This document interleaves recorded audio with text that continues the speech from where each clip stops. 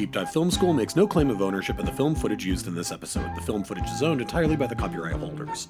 Also, we're going to spoil the hell out of this movie, so this is your warning. Welcome to Deep Dive Film School! Oh, this week we're going to get into that one scene from Signs. Stop that crying!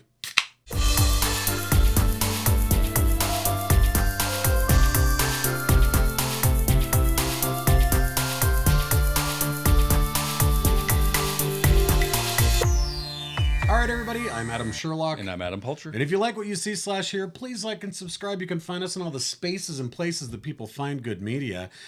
We do 101s, we do punishment reviews, we do festivals, and every other week we do that one scene. That's right. This scene is, what year is this? 2002. Wow. I think we were living together at this point. I think we were. I think we were living in a warehouse. Very punk rock. Yes. But M. Night Shyamalan, 2002, this coming off the heels of Unbreakable. Yep. Right? Yep. You know, and obviously his start of a career was fucking amazing. Oh yeah, next Spielberg. That's what people were saying about him. I mean, you could see it, and I think this movie is a good example of that. I know some people roll their eyes at some of the ending, and whatever, I get it. But you know, for the most part, Sixth Sense, Unbreakable. And then you get into Signs, and then after that, it's kind of The Happening. I think was the one after that. Mark Wahlberg chasing wind. And The Happening, I was like, oh, this isn't good. Like, this is kind of bad. And then I saw Last Airbender. No, Lady in the Water, which I want to do as a punishment review sometime because it is. Have you ever seen that? Oh yeah. It's kind of amazing. He writes a part for himself in his own movie where he's the savior of the world. Yeah. As a writer, and that the bad guy is a critic, a film critic. Yeah, it's a really bad movie, but it's also like amazing that no one stopped him and was like, you can't do this. Well, you know, obviously, and this has been said to death, he obviously kind of, the whole Sixth Sense thing and not knowing, you know, the switcheroos, the twist, the end, he has to have it. And Hitchcock is like, you know, and you know, in a few weeks we're going to be doing a scene from Psycho, so it's nothing against Hitchcock, and I could see the Hitchcock and Spielberg mesh here quite a bit actually, but well, I think that one of the things anymore. Old was fucking awful. Yeah, well, but I Terrible. think during this era, it's like he would have this really great idea. Like Unbreakable was a really great idea, and the twist was kind of like meh, whatever. It wasn't as important as it was still fun though, as having that really good and if idea. You're paying attention, it's right. It pays off. Now with Signs, the really good idea to me was a global event. A global event unlike anything that's ever happened before. So in this case, alien invasion on a minuscule family level, right? Great idea. Yeah. And most of this movie, the execution of that is so great. And the scene that we're going to be doing, which is the Last Supper scene, really is the culmination of all of that of the movie.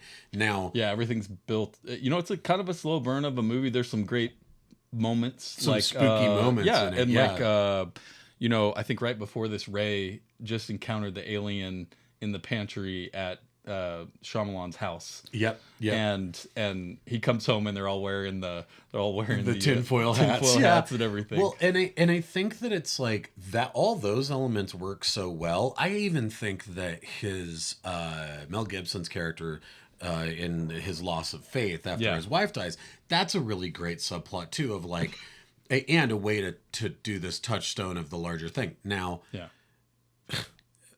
the aliens being allergic to water, awful idea.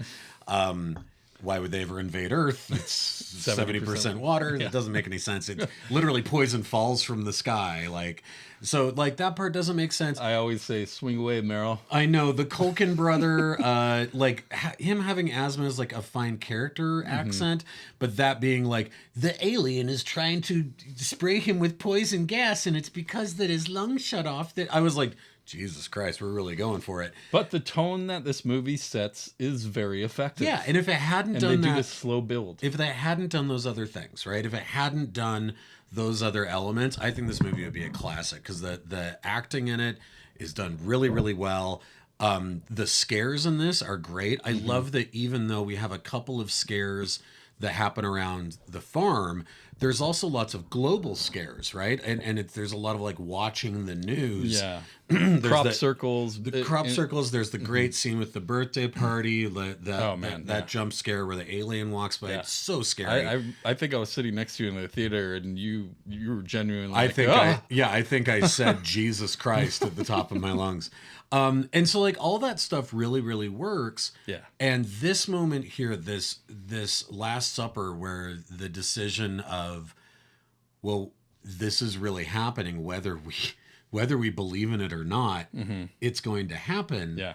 And it's probably going to happen tonight. So we got to go down to the basement. Like they're here. He just had an encounter with them. Yeah. Like, we've been creeping around the woods and the corn stalks and all this stuff through the whole movie. And outside you can, see the guy on the roof and all that stuff. And they've seen the actual ships. First there were just the lights in the skies, and then it became ships. Yeah. And then that like went away, and they're like, oh, they're using a force field or something to hide themselves. Yeah, and the news basically confirms that these lights have been projected all around the world, and this is a map that they're following, right? Yeah. So again, really cool story element. And I do love that this movie, although it's probably easy to have aliens be the violent ones that are coming here to kill us. Yeah.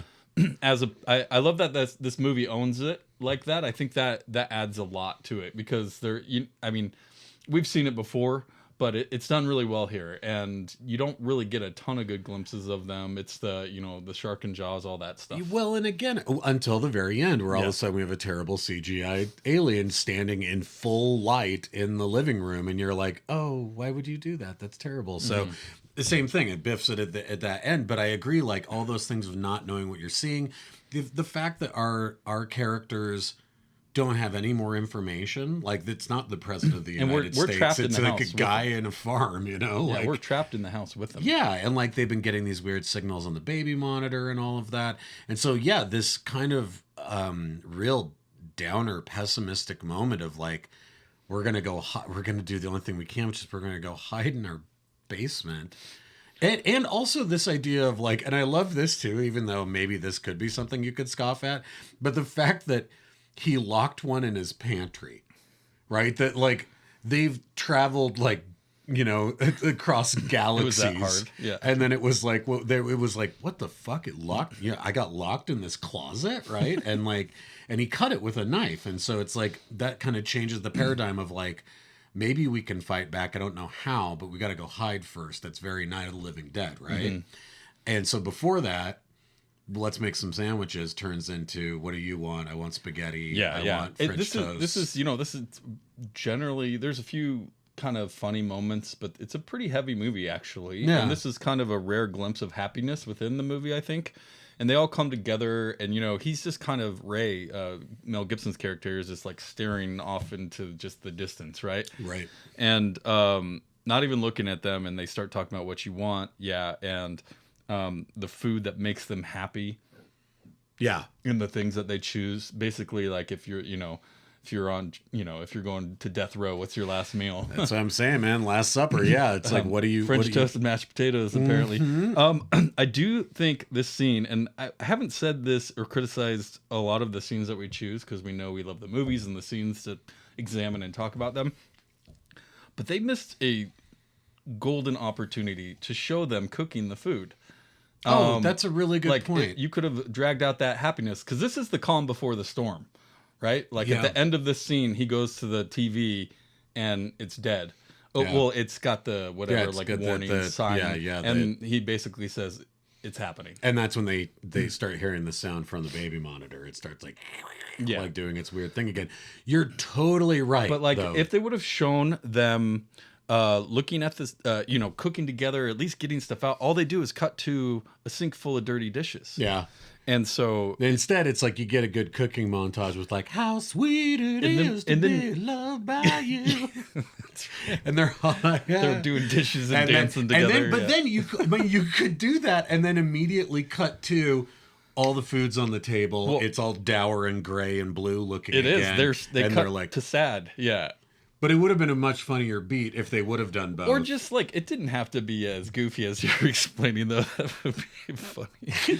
They couldn't get the rights to that song, I think. That's true.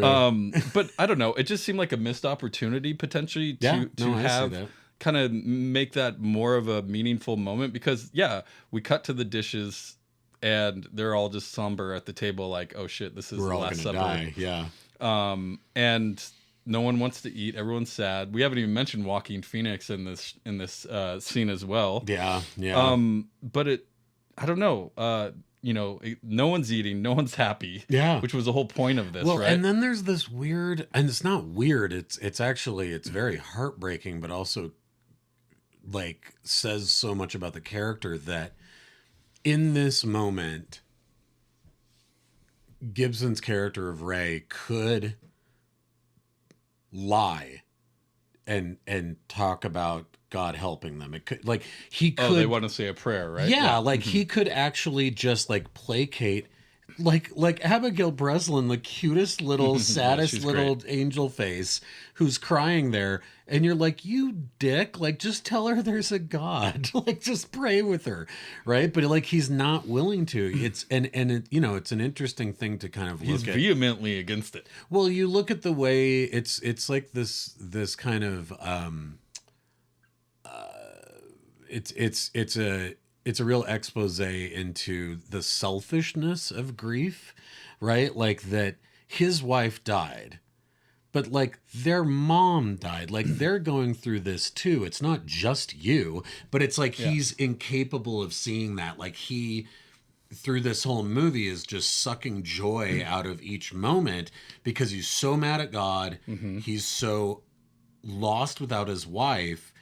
But like he's shitty to his family, right? And there's Harvey Keitel from Dusk Till Dawn is a very similar situation. He sacked it up. Oh my God, that's killing such a good pull.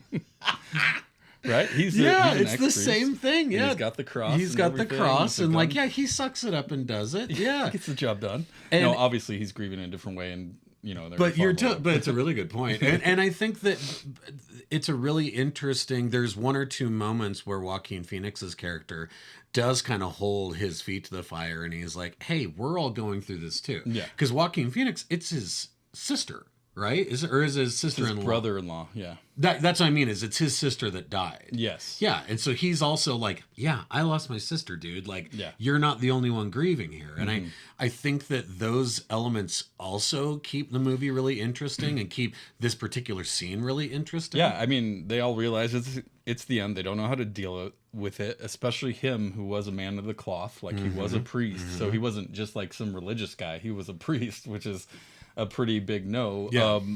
And the Culkin kid, it's not Kieran or Macaulay. It's another Culkin. It's like they got a franchise running. Yeah, it's like the Baldwins. Yeah.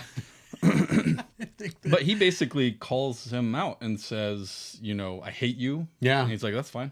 Yep. He's like, you killed mom, and then not fine. Yeah, no. And then, you let mom die, is what he says. Yep. And I don't know. The way it's all set up, it's kind of the pinnacle point of the movie where they're at. Well, it's their lowest point, is what it is, right? Yeah, and it's the most quiet part of the movie because it's kind of right before, like, we know that the tension is going to ratchet back up, but they're about to like board up their house. Yeah, right? this is the moment of total, I guess, the expectation of claustrophobia, and I think, well, and also I think that there's an element too of acceptance, like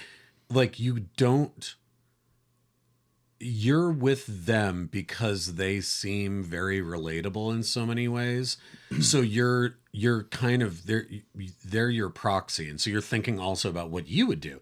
And you go, well, early on, you'd be more like Ray than you would be like Meryl, probably, because you'd be like, I don't believe that this is really happening. Like, I do not believe in this, right? And so therefore it cannot be happening. Well, and that's the great character contrast that Mel Gibson's character has here, right? And that natural push and pull inside, because he's being reminded of his faith that he left, but there's another entity outside that's actually happening. Yes. And he has to deal with that, and also face, is what he's saying real or not? This is why I'm so irritated at what the last 10 minutes of the movie does to unstitch everything before it, because I think it would have been so much more interesting if Mel Gibson would have been at least partially right? Like, yeah, I have lost my faith, but that doesn't mean that all signs mean nothing. That also doesn't mean that all signs mean something. But Shyamalan's unwilling to live in that gray area. He's like, no, all signs do mean something. And you're like, yeah, but if you travel down that road, your movie turns corny as fuck, right? Because and that's the hole he fell into, because, you know, Spielberg wouldn't do that. No, he'd say, ooh, murkiness. Yes, let's live in that a little bit, right? I mean, and I understand that from an entertainment movie standpoint. You want to be in a fantastical place to some degree, but also you need that dose of reality as well. And that's what the gray area is, right? Literally, if the only thing that would have remained true was that when his wife was dying, she said, swing away, Meryl, and then he told him to swing away, Meryl, and that was the thing that saved the family at the end. And you took the water out, and you took the asthma out, and you took all those other elements out, and you just kept that one thread that, oh my God, maybe what she said did mean something, but you leave it ambiguous, man, you'd have a fucking great movie, right? Because all these things were not a bad themes movie, that we're talking about. No, but it's got its problems. But those elements to me make it so much more maudlin and therefore silly than what it should be. Yeah. Because its themes are spot on. The idea of a man of the cloth losing his wife, losing his faith, and then aliens invade, and he has to decide whether or not he believes in it. Fucking great idea for a movie. It just has this corniness that trails in its wake. That's a real shame, because it's really only at the end too. I know. And you're like, if it had been one of those Justice League, like Joss Whedon things where somebody came in and like punched it up, and then they released the real version that didn't have that shit in it, I'd love this movie and think it was a classic. Yeah. But the fact that it's the same guy all the way through, who at the end is like, it all actually means something. I'm like, ew, shut up. It's an interesting scene in the movie. And, you know, I just, in the context of the movie, there's a very wide range of emotions, almost uncomfortable here. And, you know, they get this hug at the end where he like grabs, drags him over. It's just like, you know, it's a touching moment. And then that shot right after it, where now we're looking at the end of the table and we see the little baby monitor and it goes whoop. And at that moment we hear the TV go bee in the other room. I was like, but God damn it, that's a great scene, and it's there's really not a ton of dialogue in it, really. Like he's sitting there trying to choke down whatever, and I'm gonna have a little bit of everybody. He's like trying not to cry. No one's gonna eat, and the build and everything emotionally is earned and is delivered. So I'm glad we did this scene. Me too. It was, you know, I think it's a pretty important scene in the movie. Obviously, again, the movie has its problems, mostly the end of it. Yeah. But I don't know. It's happening. Yep. All right. Well, next week we will be finishing out our food movie festival with our forgotten gem of Big Night. Yes. And then after that, we're going to do another That One Scene and then start a new festival. But Wong Kar-wai, I think, is what we decided on. That's right. So tune in for that. Our director playlists and everything on YouTube. Go look at all our playlists. We have every festival packaged up for you if you just want to watch a festival or do all of them. But please like and subscribe. We'd love to have you join the conversation and deep dive with us. Yep. We'll see you next week. Thanks, everyone. Bye, you guys.